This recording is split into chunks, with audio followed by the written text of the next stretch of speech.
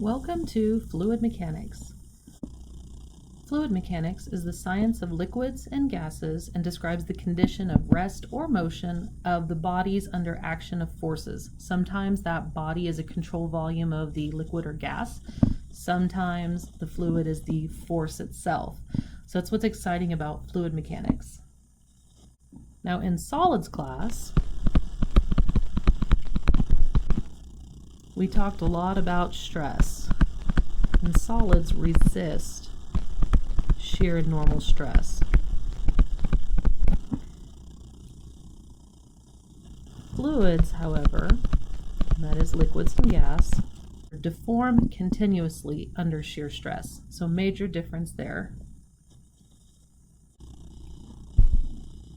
Now we are going to manipulate our fluid information with dimensions and units. Our length dimension L in SI units is generally represented by an M for meters, or millimeters, or centimeters, right? And feet for the US. Occasionally we'll bring in inches. There are 12 inches in a foot. We also have mass dimensions. And that is going to be in kilograms for SI units.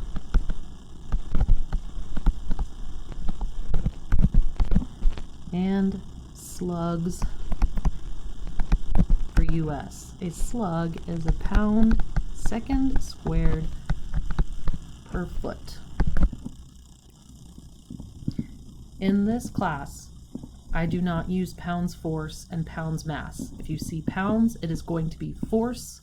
If I am talking about US mass, I'm going to be using slugs.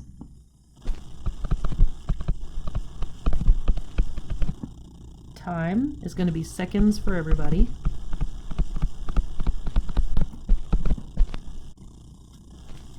Force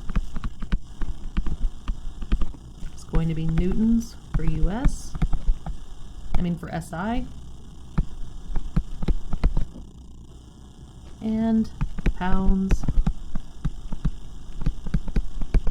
for US.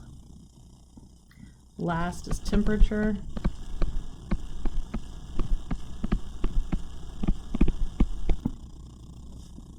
And I'm just going to leave it as Celsius for SI and Fahrenheit for US. Let's try some examples. So 31 slugs per foot cubed to kilograms per meters cubed. All right, so we have our given 31 slugs per foot cubed. There are 14.5938 kilograms in a slug, or per slug. And we have 0.3048 meters per foot. And that's cubed, so I'm going to have 3 of these. Cancels the feet, cancels the slugs, and we're left with kilograms per meters cubed. Doing the math, we get 15,976 kilograms per meters cubed. We were given 2 significant digits, so our answer in 2 significant digits is 1,600 kilograms per meters cubed. What about 50 miles an hour to meters per second?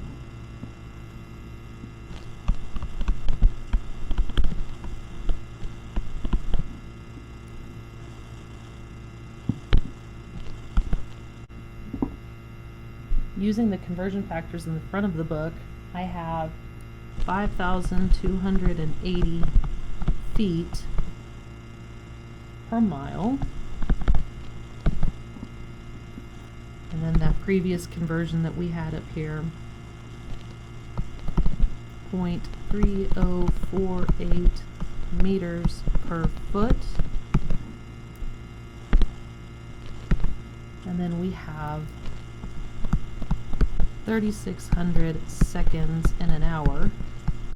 And doing our math, we end up with 22.352 meters per second.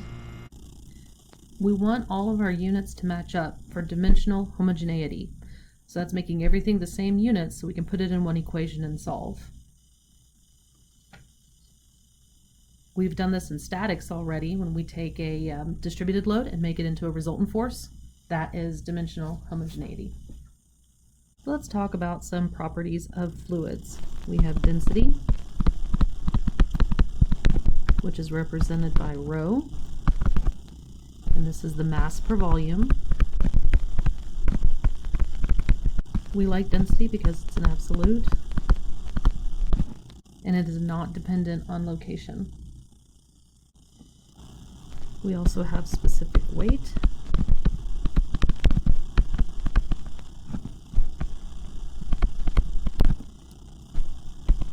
that we represent with the gamma, and this is weight per unit volume.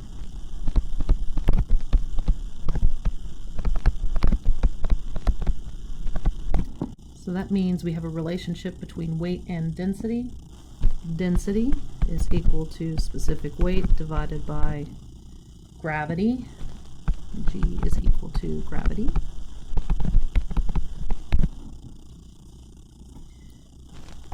Which for this course is about 32.2 feet per second squared for US, or 9.81 meters per second squared for SI.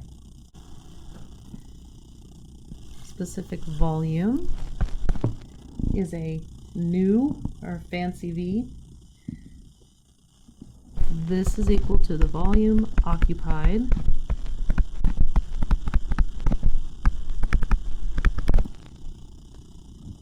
by a unit of mass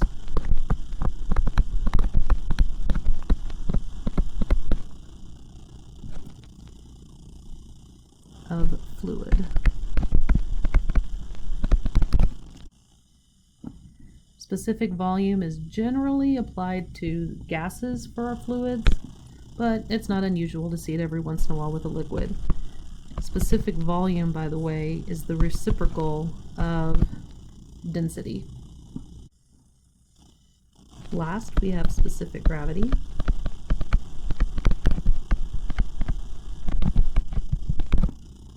We represent this with a lowercase s, and this is the ratio of liquid's density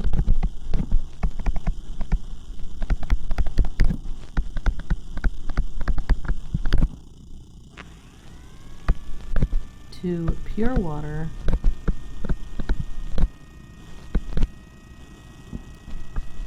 at standard temperature.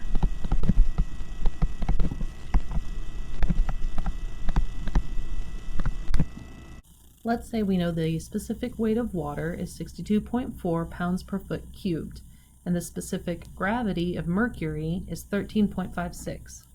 We want to find the density of the water, the specific weight of the mercury, and the density of the mercury.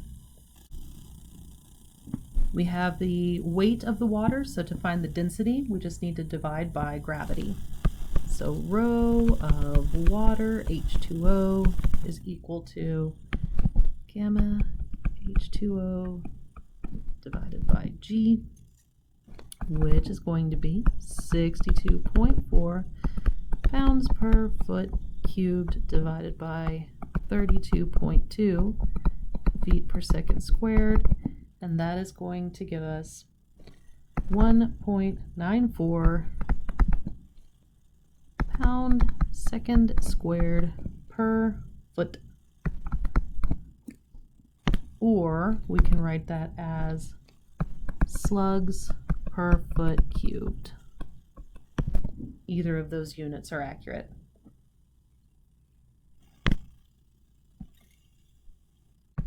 Remember that specific weight of the mercury is equal to the density of the mercury over density of the water.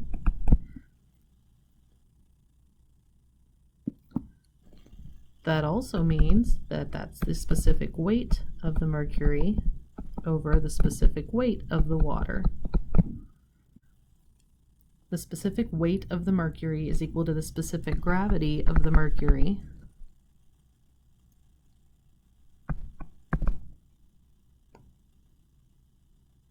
times that weight of water, 62.4. So our specific weight of the mercury is 846 pounds per foot cubed. Now we have two ways that we can solve for the density of the mercury. We can either divide that 846 by gravity, or we can multiply what we already found for the density of the water by the specific gravity. Either is going to give us the same answer.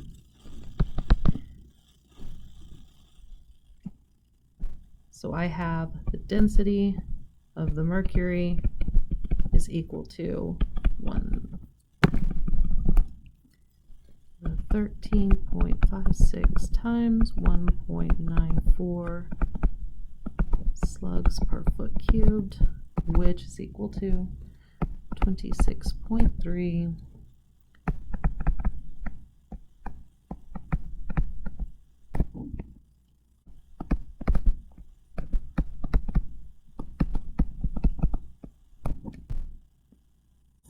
Let's say here that we have a tank, and the tank itself has a mass of 3 kilograms, and it's holding water with a volume of 0.2 cubic meters. We want to find the weight of the whole system. This is nice and straightforward, so our total weight is going to be the weight of the water plus the weight of the tank. The weight of the tank, we were given mass of 3 kilograms, so we'll just multiply that by gravity, 9.81 meters per second squared, and that will give us our weight of 29.43 newtons.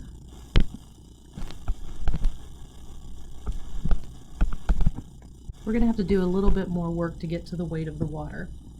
So density of water, from our properties above, is mass over volume, because we have volume, so that's why I went to this equation. And density for water is 1,000 kilograms per meters cubed. We're going to assume standard temperature and pressure because we weren't told anything else, so that's a pretty safe assumption. From this, we can plug in our values. So we have 1,000 kilograms per meters cubed is equal to mass over our given volume, meters squared, and that gives us a mass of the water of 200 kilograms. And now that we have the mass, we can use the exact same equation. Weight is equal to mass times gravity, 200 kilograms times 9.81 meters per second squared, to give us the weight of the water, 1,962 newtons. So all the way back to our first equation, the total weight is the weight of the water plus the weight of the tank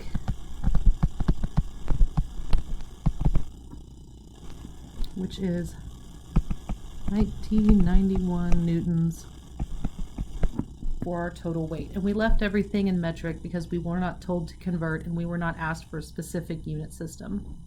It needs to be noted that fluid mechanics deals with incompressible and compressible fluids. That means they have a constant or a variable density. So incompressible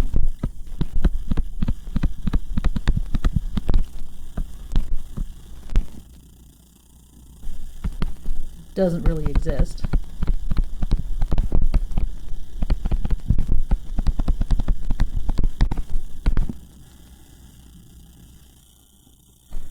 But we call something incompressible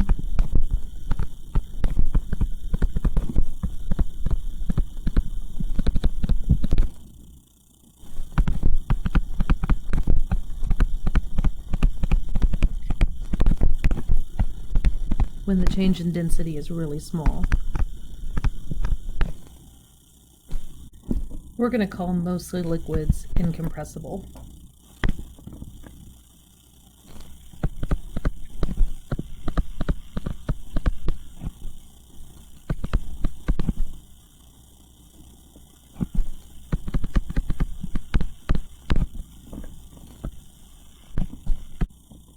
So compressibility is change in volume due to pressure, mostly gases.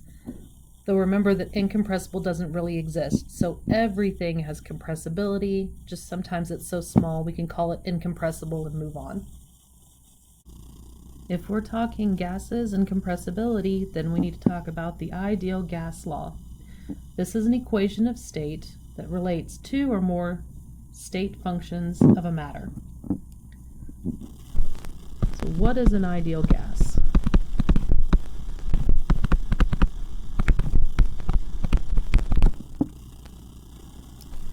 One, the gas phase is far from the liquid phase.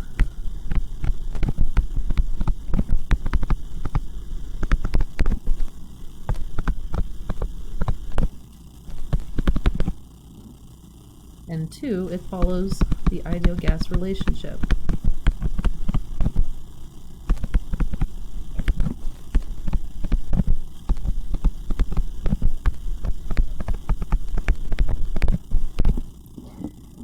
And that is PV equals NRT,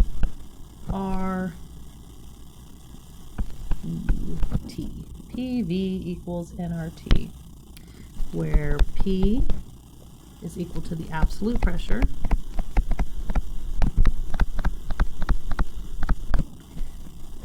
V is equal to the volume,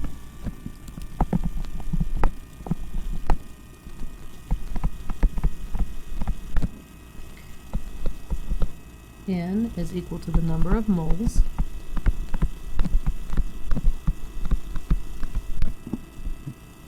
this is the mass of material in grams that is numerically equal to the molecular mass in atomic mass units. And we've got RU, which is the universal gas constant,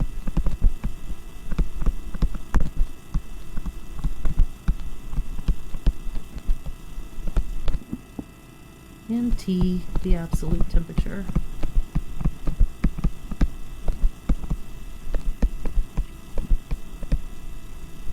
Either in Rankine or Kelvin. Let's say we are given a gas that's at 60 degrees Celsius, that's at a pressure of 1,000 kilopascals, and has a specific weight of 99 newtons per meter cubed. What gas is it? Well, we can identify the gas using the R number and the appendix in the back of our book. So first I'm going to start with the ideal gas law.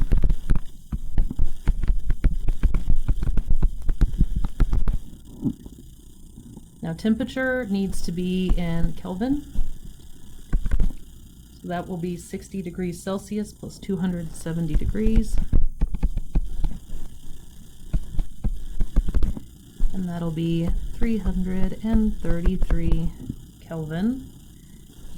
And pressure is in kilopascals, we're good there.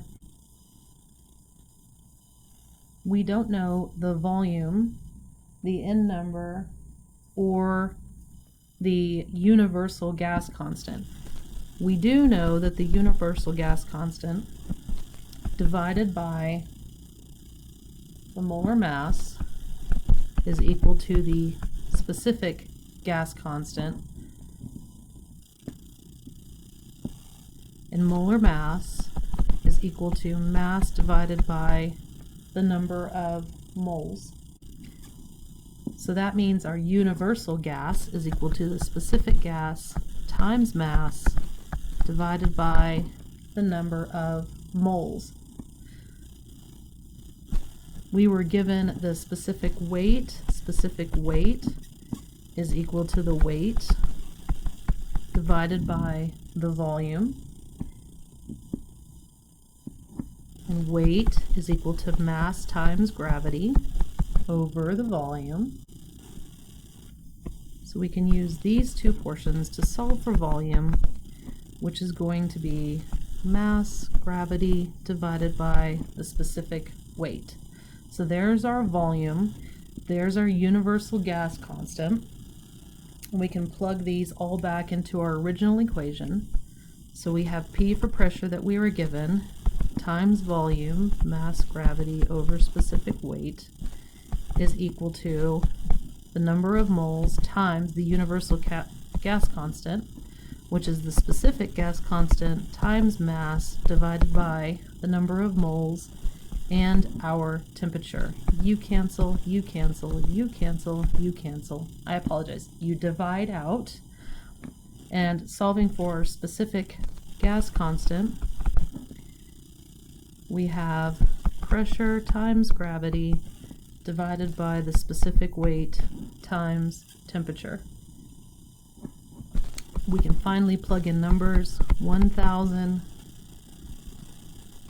kilopascals times gravity, 9.81 meters per second squared, all over the specific weight, 99 newtons per meters cubed, times the temperature, 333 Kelvin. Okay, remember kilopascals are 1,000 pascals, which is a newton per meter squared. And solving for that R number, we get 297.6 joules per kilogram Kelvin. This value is really, really close to nitrogen.